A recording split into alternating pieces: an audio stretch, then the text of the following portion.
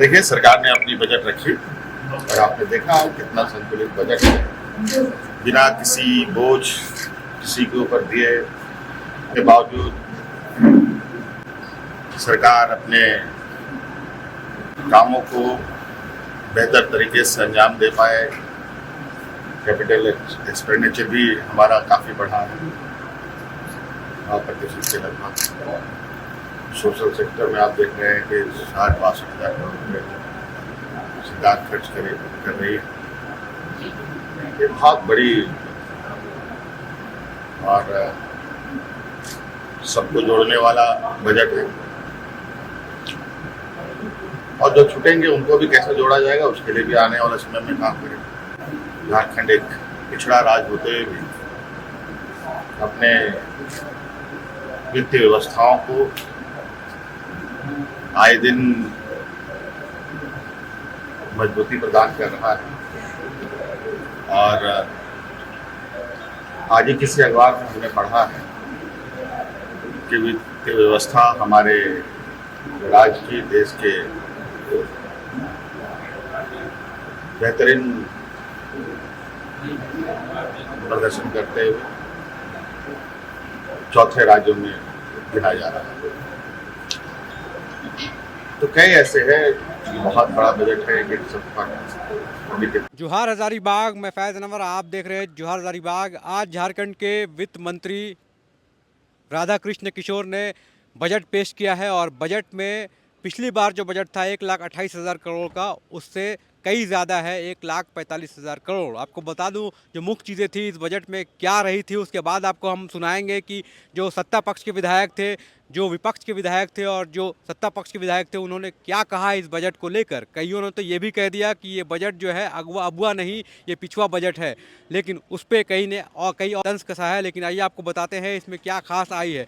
लेकिन जो सबसे इम्पोर्टेंट जो राज्य में चल रहा है वो है मैया सम्मान योजना। आपको बता दूं कि मैया सम्मान योजना के लिए 13,363 करोड़ 35 लाख का प्रावधान दिया गया है। इसी पे पूरा चर्चा विस्तृत है, इसलिए क्योंकि लोग कह रहे थे कि मैया सम्मान में पैसा सरकार जो है नहीं दे पाएगी योजना में, लेकिन इसका बजट अलग से निकाला गया है। इस तरह की कई योजनाएं हैं। आइए सुनते हैं सत्ता पक्ष के और विपक्ष के जो विधायक हैं वो क्या कह रहे हैं इसको लेकर। हम लोग और डिटेल में फिर इसका विश्लेषण करेंगे कि आखिर बजट में आपके क्षेत्र में क्या मिला और इस बजट से क्या उम्मीदें कर सकते हैं झारखंडवासी। तो मेरे साथ प्रदीप प्रसाद जी हैं, हजारीबाग के विधायक हैं, और आज जो है बहुत महत्वपूर्ण दिन था। सदन में बजट सत्र जो था आज, वो बजट पेश किया गया है। प्रदीप जी, कैसे देखते हैं इस बजट को आप? देखिए, ये बजट दिशाहीन है और जनता के साथ धोखा किया गया है। ये बजट में कहीं भी राज्य का इंफ्रास्ट्रक्चर कैसे बढ़ेगा, कोई पॉलिसी नहीं लाई गई। जैसे लैंड एक्विजिशन की पॉलिसी को चेंज करने के लिए कोई कठिन योजना नहीं बनाया जा रहा है, युवाओं के रोजगार के लिए योजना नहीं बनाया जा रहा, किसी भी प्रकार पर धरातल पर उतारने का कोई काम नहीं किया। खास करके जहां हमारे युवा आज बेरोजगारी से पीड़ित हैं, तड़प रहे हैं, उनके लिए कैसे रोजगार होगा, कैसे उनकी अर्थव्यवस्था सुधरेगी, उसके लिए कोई उपाय नहीं किया गया। ये सरासर सिर्फ आंकड़ों की बाजीगिरी है और कोई किसी भी तरह का कोई बजट में दम नहीं। प्रदीप जी, अगर हजारीबाग को देखें तो हजारीबाग जो चारों तरफ माइन से घिरा हुआ है, कोयला खदान से, क्या इस पे कोई पॉलिसी आई है कि जो हाईवा चलते हैं या फिर उनके लिए अलग से कोई ट्रैक, अलग से कोई रूट, पॉल्यूशन को लेके, ऐसा कुछ एनवायरनमेंट को लेके कुछ काम होने? इस सरकार से इतना दूर का आप उम्मीद नहीं कर सकते।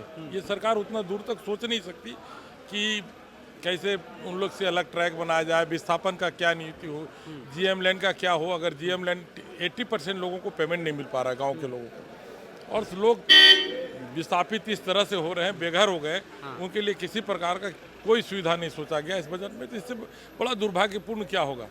आज पूरा हजारीबाग बड़का गांव जल रहा है, उसके बारे में किसी भी प्रकार का कोई सोच नहीं किया गया। हमारे लोग बेघर हो रहे हैं, लोग पोल्यूशन से प्रभावित हो रहे हैं, लेकिन उनके रोजगार के लिए कुछ भी नहीं किया गया। स्थानीय लोगों के रोजगार के लिए किसी भी प्रकार की कोई योजना नहीं की गई। कुछ जैसे क्षेत्र हैं उसमें कई मतलब पिछले बार से बढ़ा के दिया गया है। जैसे इस बार 1,28,000 से 1,45,000 करोड़ का बजट है, और कई ऐसे जैसे जन कल्याण योजनाएं हैं उस पर कई पैसा जो है सरकार आंकड़ों की बाजीगिरी है। पहले भी मैं बोल चुका हूँ, पुराना कितना फंड पड़ा रह गया, आप उसका खर्च नहीं कर पाए, तो बढ़ाने से तो कोई फायदा नहीं हो रहा। आप तो उसी को खर्च नहीं कर पा रहे हो। क्या विजन हो चाहिए राज्य चलाने के लिए, उस दिशा में बेहतर ठोस निर्णय लेने वाले कोई उनके नेतागण है नहीं। तो क्या आम पब्लिक अगर समझना चाहे कि ये बजट जो अंदर क्या हुआ उसको आप कैसे एक्सप्लेन करेंगे? देखिए, बजट जिस तरह का पिछला बार हुआ था उसी तरह का ढोल मोल करके किया गया है। बहुत ज़्यादा उम्मीद ना करें। हम लोग का सहयोग रहेगा राज्य चलाने में, जो भी सहयोग हो पाएगा हम लोग करेंगे। बिल्कुल देख सकते हैं प्रदीप जी बोल रहे हैं कि जिस तरह का पिछला बजट था उसी तरह का कुछ ऐसा नया कुछ नहीं है इस बजट में, नया कुछ देखने को नहीं मिला। वही पुराना जो है वही बजट देखने को मिला और कई विधायक जो है वो भी ये कह रहे हैं कि ये पुराना ही बजट है, उस तरह का नया कुछ देखने को नहीं मिला है। लेकिन इसमें और विश्लेषण करेंगे और जानेंगे। बहुत बहुत धन्यवाद।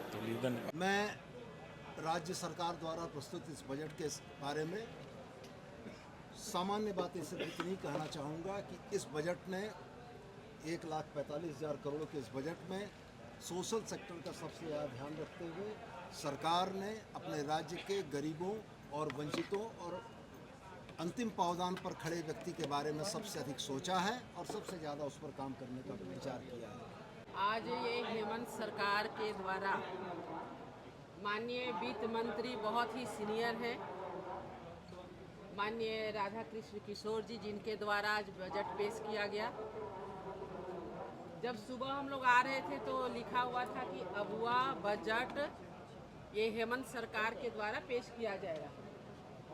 तो सच्चाई है कि हमें भी लगा था कि भाई अबुआ बजट मतलब एकदम ग्रास रूट में जो ज़रूरत है उसको ध्यान में रख करके और ये बजट पेश किया जाएगा। लेकिन जब माननीय वित्त मंत्री जी के द्वारा जब बजट को पढ़ने जाने लगा, इतनी मोटी 44 पेज का वो बुक आया, हमको लगा कि बहुत सारा चीज़ होगा। जानते हैं ना, खाना खाने तो बहुत वेराइटी लगता है, अरे ये अच्छा होगा वो अच्छा होगा। तो 44 पेज का जब देखे तो हमें लगा कि उसके अंदर तो बहुत सारी अच्छी अच्छी चीज़ें होंगी। ये उम्मीद में फटाफट उलटते पुलटते गए।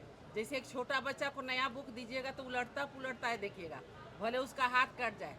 उल्टे पुलटे 45 पेज 44 पेज तक हम उलट पुलट के देखे।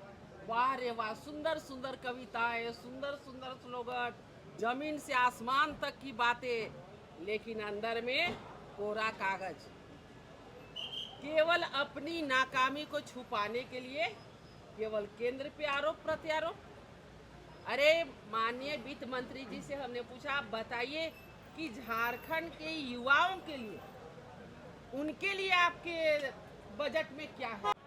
झारखंड सरकार ने जो 2025-26 की बजट सामने सरकार लेकर के आई है, जो बजट पेश किया है, 1,45,400 करोड़ का, मुझे लगता है कि यह बजट बहुमुखी है, सबके हितों को साधने वाली है। और फिर से एक बार सरकार ने कल्याणकारी योजनाओं पर अधिक जोर किया है, अधिक फोकस किया है। नौजवानों को रोजगार देगा, किसानों को खेतों की ओर जाने के लिए उनके कदम को मजबूती देगा। तो आप देखें, गरीब गुरुओं का यह बजट है। तो हम कह सकते हैं कि मोटे तौर पर फिर से एक बार सरकार ने जो पहले से कहा था कि हमारा बजट गरीबों का हितकारी होगा, झारखंड की सोच का होगा, कल्याणकारी बजट होगा, उस बजट को लाने का प्रयास किया। कुछ कहने लायक तो है नहीं है, कहने लायक है ही नहीं सर। कुछ कहने लायक नहीं है। वही नई बोतल में पुरानी शराब है। वही जिस प्रकार से झूठ परोसा था पिछली बार, इन्होंने 5 साल तक समय काटते रह गए, धरातल पर तो कुछ आया नहीं। फिर उसी प्रकार से बड़े बड़े वादे इन्होंने किए, लंबा लंबा वैसे कुछ वादे भी नहीं किए हैं जिसको याद किया जाए। इनके बजट्स में कहाँ कहीं पर लक्षित हुआ कि हाँ भाई बेरोजगारों की बेरोजगारी दूर करने के लिए आप क्या करेंगे।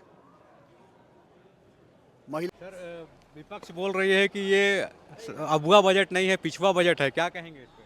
देखिए, सबसे पहले तो राज्य के मुख्यमंत्री और वित्त मंत्री को धन्यवाद देंगे, जिन्होंने राज्य के परिप्रेक्ष्य में ये एक दस्तावेज नहीं है बल्कि एक संकल्पना है और निश्चित रूप से झारखंड के मजदूर, किसान, बेरोजगार, युवा, छात्र सारे चीज़ को ध्यान देके एक बेहतर बजट पेश करने का काम किया है। रहा बात विपक्ष का, विपक्ष हमारा हर विषय का विरोध किया है। विपक्ष का धर्म है विरोध करना। मैया सम्मान योजना लाई, उस पर भी विरोध किया। सर्वजन पेंशन योजना का बात की, उस पर भी विरोध किया। सावित्रीबाई फुले योजना, उस पर विरोध किया।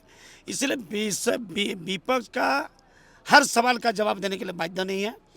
हम लोग संतुष्ट है, पूरे राज्य की जनता संतुष्ट है और एक बेहतर बजट हम लोग पेश करने का काम किया। आपको